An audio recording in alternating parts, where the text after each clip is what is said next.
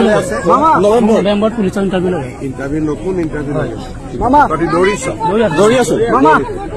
নৱেম্বৰ ওলাব নে মামা ওলাই মামা নমস্কাৰ গুড মৰ্ণিং মই পলাশ আপোনালোকে চাই আছে পলাশ আছাম আহিলোঁ ফিল্ডত অকণমান প্ৰেক্টিছ কৰিলোঁ যিহেতু আগন্তুক অসম পুলিচৰ Assam forest Assam commando new vacancy update দি আছোঁ যোৱাকালিও চি এম ছাৰে কলিয়াবৰত গৈছিলে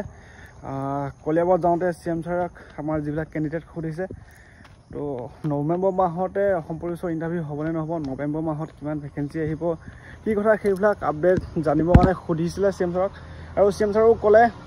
যেনেকৈ মই ভিডিঅ' ক্লিপটো লগাই দিছোঁ প্ৰথমে হয়তো গমেই পাইছা হয় আগন্তুক নৱেম্বৰ মাহতে নিউ ভেকেঞ্চি আহি আছে আছাম পুলিচ আছাম ফৰেষ্টৰ কামাণ্ডো SI ড্ৰাইভাৰ যিবিলাক ৰিক্ৰুটমেণ্ট প্ৰকাশ পাবলৈ গৈ আছে যদিও অফিচিয়েলি বৰ্তমান একো আপডেট দিয়া নাই চি এম ছাৰে যিহেতু আমাৰ গৃহ বিভাগত সকলোবোৰ কথা জানে তো সেইটো মানে আপডেট দিছে তহঁতে দৌৰিছনে নাই দৌৰি থাক নৱেম্বৰ মাহতে নিউ ৰিক্ৰুটমেণ্ট মানে ইণ্টাৰভিউ হ'ব তহঁতে খালি ভালকৈ দৌৰি থাক আৰু এইবাৰ যোৱাবাৰ যিটো ৰিক্ৰুটমেণ্ট প্ৰকাশ পাইছিলে তাতকৈ বেছি ভেকেঞ্চি দিম বুলি কৈছে মানে যোৱাবাৰ যিটো আমাৰ এতিয়া বৰ্তমান এপইণ্টমেণ্ট দিবলৈ গৈ আছে তাত আছিলে পুলিচৰ প্ৰায় 5,000 ঘৰত আছিলে 5,000 এনেকুৱা ঘৰতে আছিলে কিন্তু তাতকৈ বেছিকৈ দিম কৈছে পথ হয়তো 6-7,000 আহিব ভেকেঞ্চি কিহনে কৈছোঁ যিহেতু ফৰেষ্টত দিবলগীয়া আছে ABB কনষ্টেবল দিলে আছাম কামাণ্ডো দিলে অসম পুলিচৰ গেট 4 আছাম কামাণ্ডো গেট 4 বা ড্ৰাইভাৰ APRO SI মানে বহুতখিনি বিভাগৰ যিহেতু খালী হৈ আছে ভেকেঞ্চি প্ৰায় 11,000 তো মই আইডিয়া কৰিছোঁ যিহেতু চি এম ছাৰে কৈছে এইবাৰ বেছিকৈ পদ দিম বুলি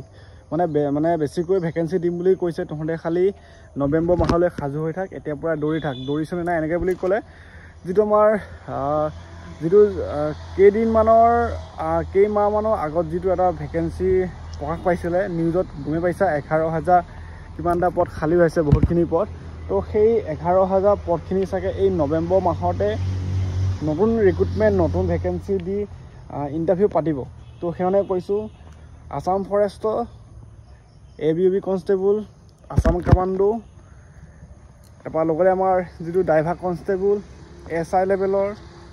বা APR ধৰি মানে বহুতখিনি পদ 11,000 যিহেতু পদ খালী হৈ আছে তো গমে পাইছা তোমালোকে এতিয়া ৰানিং লং জাম্প চিন আপ 100 মিটাৰ এক্সামৰ কাৰণে সাজু হৈ থকা ভাইভা টেষ্টো কেনেকৈ কি সেইবিলাকো চাই থকা কাৰণ ভাইভা টেষ্টত কি সোধে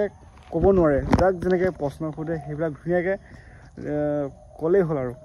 এতিয়া মেইন কেছটো হ'ল প্ৰথমে ফিজিকেলাইজ হ'ব যিহেতু ফিজিকেলৰ পৰা এতিয়া সাজু হ'ব লাগিব মই যোৱাকালিও ফৰেষ্টৰ এটা আপডেট দিছিলোঁ যে এতিয়া যদিও এপ্লাই হয় ইলেকশ্যনৰ আগত যদি ইণ্টাৰভিউ হয় বাচি যাবা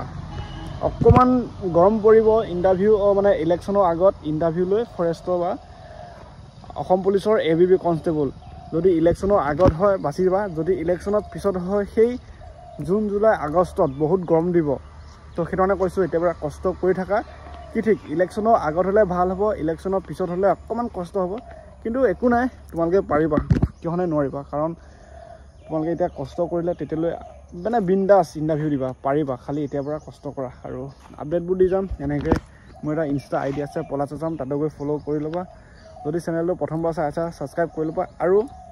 2025-26 বৰ্ষত আছাম পুলিচ আছাম কামাণ্ডো আছাম ফৰেষ্টৰ আছাম কামাণ্ডো গেট 4 আছাম পুলিচৰ গেট 4 যিবিলাক পদ আছে চি এম ছাৰে কৈছে বেছিকৈ ভেকেঞ্চি আহিব নৱেম্বৰ মাহতে আহিব তহঁতে দৌৰি থাক তো আপডেটটো দিলোঁ তো চি এম ছাৰে কি ক'লে সেইটো চোৱা নৱেম্বৰত পুলিচৰ ইণ্টাৰভিউ নতুন ইণ্টাৰভিউ মামা দৌৰি আছো মামা নৱেম্বৰ ওলাব নে মামা ওলাই মামা দৌৰাটো নেৰিবি দৌৰি আছো দৌৰা নেৰিবি আৰু এবাৰ মই অলপ বেছি কৰিলোঁ